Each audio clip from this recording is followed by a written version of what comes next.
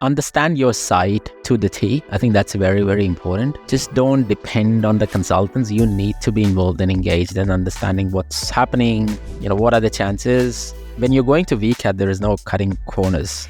Okay, a lot of people, what they do is they try to cut corners or they try to cut costs in getting cheaper consultants, a second best. If you're going in, you're going all in, or you just don't go in.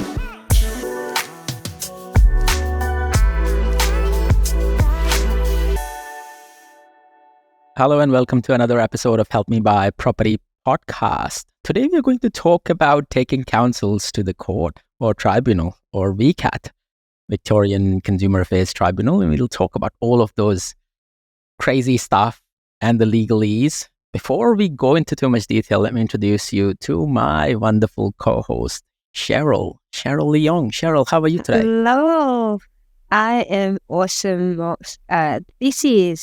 This is such an interesting topic because I've only dealt with VCAT once, and I know you've done it a few times.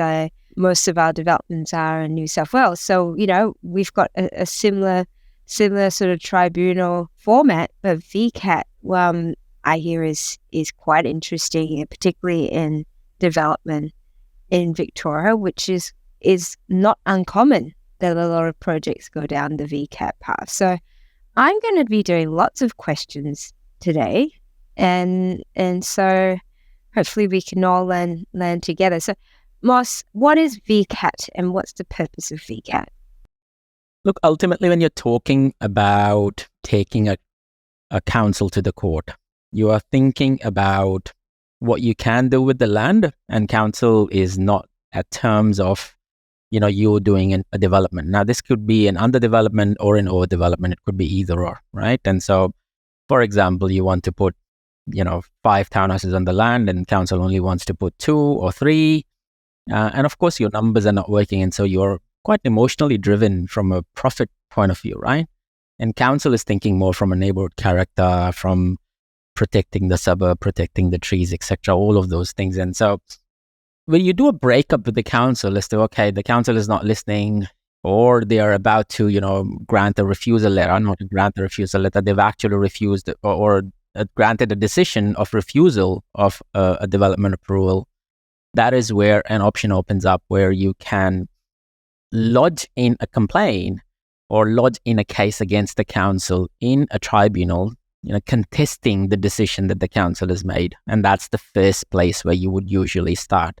And you're right, it's not very common. It's very, very common in Victoria, where a lot of developers have to explore that opportunity, where a council might have said yes to them in the pre-meeting, but, as you've put up the plans, they might say, look, this doesn't work, and, this is not the path that we want to go down. And so it's very, very common, and it's very time-consuming, and it's very emotionally draining as well. A lot of developers get scared of going to VCAT, and so naturally, what a developer would do with the first instance is just sell the site and move on, right? And so, they would sell it at a loss, or they would sell it at, thinking that, okay, this is the end of it. And there are only a handful or a few who are brave enough to basically go into a tribunal to get this done. And again, I say this brave enough is because you are dealing with an authority. You are going against an authority, against the council.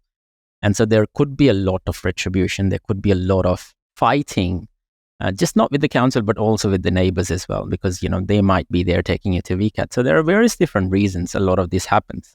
Yeah. And I can just on that point, because it's such and I don't know what the statutory period is that you need to go through the council before you apply to VCAT. Is there one? I know in New South Wales, it has to pass or surpass a certain time before you can take it to the tribunal. So is there a similar sort of requirement here in Victoria? Definitely there is. And so another thing to consider is getting an external or an experienced town planner and to assist the application in its own independence, in its own merits. A lot of the time people have their own town planners when they're going in to represent even to the council, right? But those town planners may be playing on your side. They might not be playing on an independent side, right? So it's important to get that feedback from a third person saying, hey, can you assess this case? And look at the merits of what the council is saying versus look at the merits as to what we are saying. And without taking any sides, can you provide us an honest opinion whether this works, right? And usually these town planners are from local councils. We've worked within these councils before or have a lot of experience, in VCAT, etc. So it's always important to get that view of the world. That town planner would also give you guidance ensuring that you're following the residential code to a T. Now, it's not just about the residential code, but there are also council rules, that supersedes the residential code or the res code as well. And so, particular councils might have their own regulations or precincts, what they call it, in place. And so you need to consider some of those things as well. And that town planner would assist you. Also, the important thing is that you need to look at what your worst case scenario happens. And so what if you lose? What if you don't get what you are asking for? Because VCAT is not a place to negotiate. There is no negotiation at VCAT. VCAT is all about, I'm wanting this, and can I get this? And they'll say, yes, you can get it, or no, you cannot get it, right? It's not so much about, hey, you cannot get this, but maybe you can try this and we'll approve this. That's not how VCAT operates. VCAT operates on a very yes and no basis, right? And so there is no negotiation per se. There is one step where negotiations do take place, and we'll talk about that, which is the compulsory conference, as we go through the case.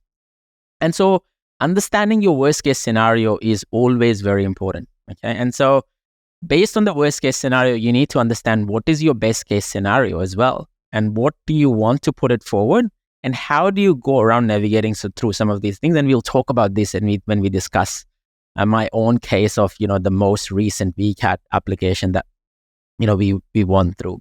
And so again, you don't get multiple opportunities at tribunal. It's not so much about, hey, I'm going to try this, and then I'm going to try this plan, and I'm going to try this.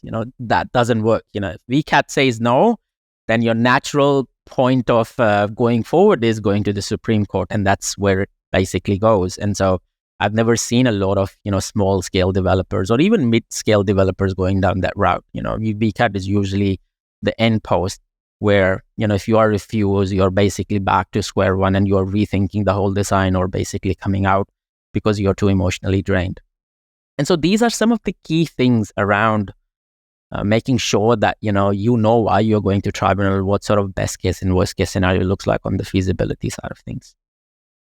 So when we ended up going to the council, of course, the council was not seeing or looking it through the eyes as to what we were looking at. 13 townhouses from their perspective was, really high density. Even though it was a 4,000 square meter lot, from their perspective, it was way too high density.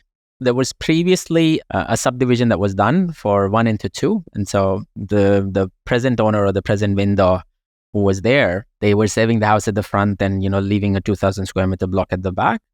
And so the council was like, oh, just build one house at the back. And yeah, thank you very much. This would be great. And we were like, I don't think that's going to happen. Yeah, that's not going to work for our numbers. We've got 13 and you've got just build something at the back now. Yes. And so we were so far away in the process that, there was nothing in the middle, right? And the council was a green council. And so from their perspective, no, it's never going to happen. And so we worked with them, they went from 2 to potentially, I think 4. And they said, look, the block at the back, you can do 2 there and drop the house at the front and do 2 there. And that should be, more than enough. And we are like, I don't think that the numbers work there. Our worst case scenario in that regard always was that we would do 8 single stories, big houses. That was our worst case scenario. Our best case scenario was 13 double story houses. And so when we went through the council, did everything, the council adhered to it. They took everything, provided a lot of feedback, kept saying no. They went to advertising, and that's where I got the biggest shock of my life. So 69 objections in total. I think 60 objections in total. So I think the whole neighborhood sort of was against us. And they started a Facebook page against us. They had graffiti done with boards in front of the house. They had a small sort of council town hall where people showed up, shouting at our company. And so I was a bit sort of scared as to, okay, this is damaging their reputation. And then they had this local Facebook group where the local councillor came out and said, we are never going to let this application through. And so there was a lot of negativity around this that they built up. Just the money hungry developers. It's all the, what they call the NIMBYs? Yes, not in my backyard. That's exactly right. Not in my backyard. And so I think the 4 key neighbors, and we reached out to these neighbors up front, like, don't get me wrong, we had really good relationship. Even the vendor was like, they're doing the right thing. Don't worry. They're beautiful houses, X, Y, and Z. But the neighbor next door, the neighbor who built a house at the back, a brand new house at the back, the neighbor across the road, and there was one neighbor, 2 streets down. They were like 4 key ones who were driving a lot of this. And so typically compulsory conference was literally a waste of time because the person who was chairing that meeting was confused because they kept talking about 13. We kept talking about 10. The council didn't have any representation. So the town planner who came in, kept saying, oh, I need to refer back. So clearly they were not there to make a decision or work through.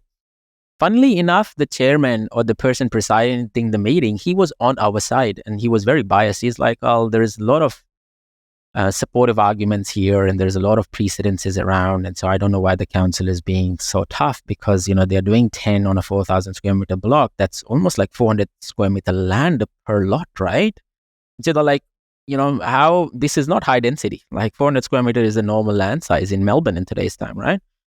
But the interesting is this. So when you exit out of compulsory conference and go to proper court hearings, you don't get the same person to represent you. There is a new chairperson that is appointed to you. And we are like, oh, we should have got this person. And again, the person that they appointed to us in the compulsory conference has been known to refuse the most cases in his life. Like he had this charisma that, or his, how do you say this? Like, he was known to refuse a lot more cases than, grant an approval to a lot more cases. And we are like a bit sort of pessimistic about, okay, how is this going to, help us? Who attended the final conference? So there were 6 different people or 6 or 8 different people. So there was council with external town planner. There were neighbors. There was the chairman himself who was presiding the meeting. And there were our lawyers. There were our consultants like town planner, landscape architect, traffic architect. That was me and my project managers. And then there was our architects who were basically there, who had done all the planning drawings and, et cetera, all of those things. And so we were all there as compulsory conference. And so we were not allowed to talk at all. So we were there basically as the viewers, basically, right? And so it went in for 3 days. And the council's external town planner was really, really good. And they were arguing about the neighborhood character, how there was no footpaths and it was all dirt and it was rural area and the roads were tiny and all of these arguments, which made a lot more sense when you hear it from the other side, right? And you're like, oh man, could they not have told us this before? And here I was sitting. And after the first day, I still remember asking Tanya the question. I was like, Tanya, are you sure that we have a good defense against this? Like, this guy is really good. And she's like, oh, no, don't worry. Look, I mean, that's his job. And so we'll do a better job, right? And when our witnesses come in, like the landscape architect comes in and traffic people come in, they get a right to rebuttal, right? So we get a right to rebuttal and it's like a proper court hearing, like a proper code. And so they ask a lot of questions. They throw a lot of curveballs. And all the 3 consultants, they did an amazing job. I think our town planner was the best and he is known for a lot of this stuff. John Glossop, I want to call him out. He was one of the best. I think he ate council's town planner for like literally, right? And after the 3 days ended, I felt a bit relaxed. I thought that we did a really good job. And then the person presiding the meeting, he was supposed to go out there and have a look for himself before he passed on the decision. And basically that's what it ended up happening. He went out there, he went through, all the cases. He took facts into things. He took precedents into things. He wasn't just focused on the res code, but also took the council codes.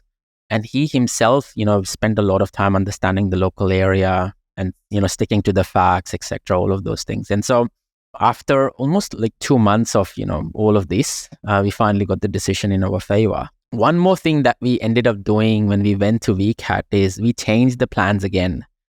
So instead of going with 10, we went with 8 single stories instead of 10. And that was a conscious decision. That was our worst case scenario in the first instance, but it was still, because the prices of the single stories went quite a bit, we thought, well, why do double story now? It just doesn't make sense. We would rather put a case which has a strong chance of winning, and it's easier to build, quicker to come out, and would stand quite well on the valuation side of things. And so that's what we ended up doing. And that worked in our favor as well. So while the council was pretty prepared, the neighbors were even more lost, because now they were talking about 10 and the person presiding was like, well, I can see 8. I don't know what 10 are you talking about? And it's like, no, they had 13 first, and then they were cheeky that they did 10, and now they're doing 8. And he's like, well, that doesn't matter. They're allowed to do that. And so it was some of these little tricks that we played in playing through the neighbors as well. Okay. And I guess in terms of then, because of the extra time, because you had less yield than you had before, like how did the numbers end up? Look, the numbers didn't change drastically for us. Our overall profitability fell from, so we were making a profit of close to about 2.6, and it fell to about 2.3 million.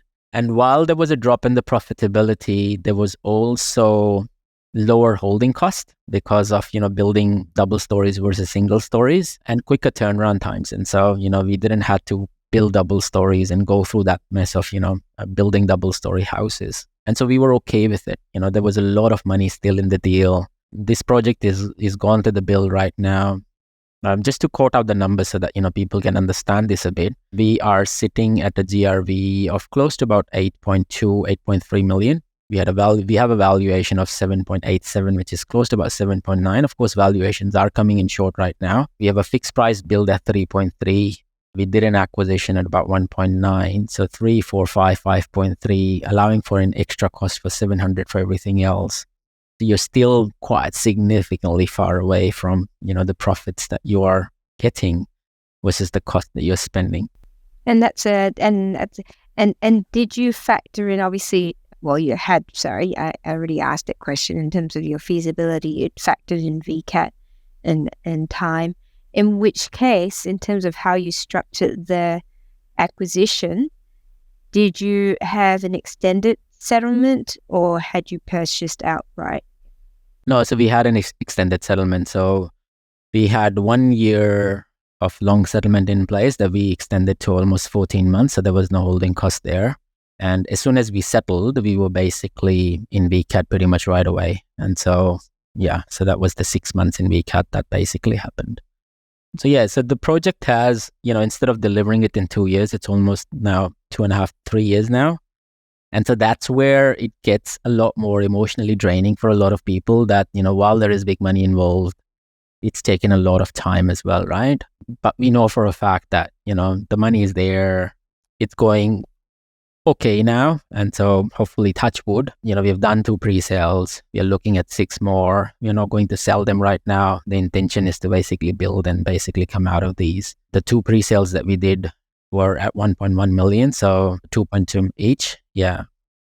So while our feasibility says 8.2, we could potentially look at 8.8. And so there is an upside at the very end as well that we're not allowing for in a lot of these things. So again, this is growth coming through as well. And so, we clearly articulate what our development profit versus growth profit looks like on a lot of these circumstances. But again, like a lot of this can be emotionally draining, right? For a person who has never done this before, they'd be like, okay, spending 3 years on a single project, taking it to build is just way too long, right? Yeah. And having to go to court and then having to go through that whole process of VCAT. I mean, it's not a walk in the park. Like, you've got to involve a whole lot of different people. It's so it's so unpredictable what the outcome will be.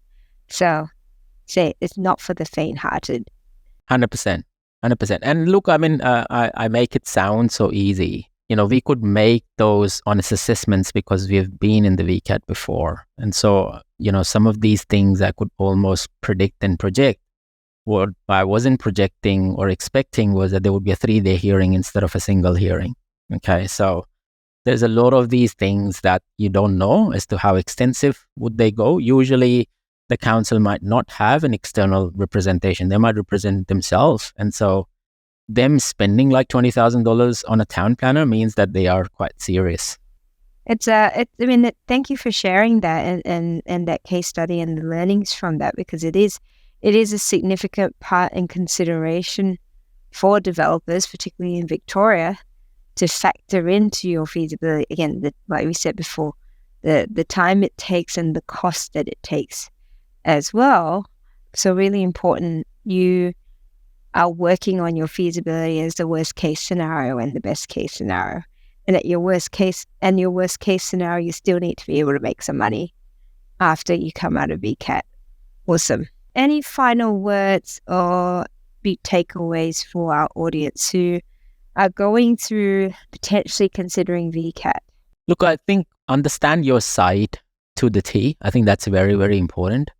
Just don't depend on the consultants. You need to be involved and engaged in understanding what's happening. What are the chances? When you're going to VCAT, there is no cutting corners. Okay, a lot of people, what they do is they try to cut corners, or they try to cut costs in getting cheaper consultants, a second best. If you're going in, you're going all in, or you just don't go in, right? Because if you're trying to save money at that given point in time, an extra $10,000 for a lawyer could mean you losing the case, right? So it's important that it's, you going to VCAT, it's worth it. It's not just you proving your ego or, patting yourself on the back, celebrating a win. It's about emotionless decision-making, understanding as to why you are going there and what are the best and the worst case scenarios that you can live with. So yeah, don't try this at home. Maybe No, again, it's not for the faint-hearted, and then preferably not on your first project as well. No, definitely not. 100% definitely not. Well, thank you. Thank you so much, Moss. I've learned a few things from there. And I said we've only been through VCAT once. It wasn't as extensive as what you've gone through. But love to hear our audience that have been through VCAT, if you've had great success from it, or even share your experience that you didn't have quite as much success through it. And the more that we can share, the more that we learn from each other as well. 100%. And thank you for listening to us. Again, leave the comments, join in our Facebook group, Property Development Australia and Property Investment Australia. Keep sending the love, keep smiling, stay safe, keep investing. This is Cheryl and Moss checking out. Adios. Ciao, ciao. Bye.